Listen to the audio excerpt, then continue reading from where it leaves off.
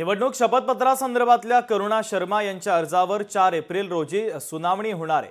करुणा शर्मा यांनी दाखल केलेल्या दाव्याची प्रत धनंजय मुंडे यांच्या वकिलांना सुपूर्द करण्यात आली। माजी मंत्री धनंजय मुंडे यांनी परळी विधानसभा निवडणूक 2024 मध्ये दिलेल्या शपथपत्रात खोटी माहिती दिल्याचा दावा करुणा शर्मा यांनी केलेला आहे। त्यावर त्यांनी परळीच्या कोर्टामध्ये तक्रारही केलेली होती। त्यावर आज सुनावणी झाली। यामध्ये कोर्टाने या दाव्याची कॉपी धनंजय मुंडे यांच्या वकिलांना देण्याचे निर्देश देत पुढची सुनावणी 4 एप्रिल रोजी होणार असल्याचं स्पष्ट केलं आहे। अंबेजोगाईच्या कोर्टामध्ये दिवाणी न्यायाधीश वाघ म्हणून सिव्हिल जज सिनियर डिव्हिजन आहेत, त्यांच्याकडे हेरिकला होतं मॅटर आणि त्यांचा एक अर्ज होता की आमचा दावा डिस्मिस करावा।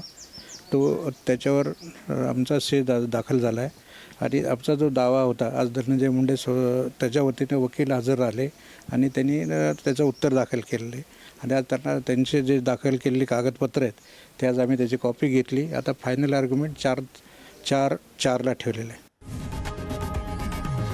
लोकशाही मराठी ऐका, पहा, जागरूक रहा।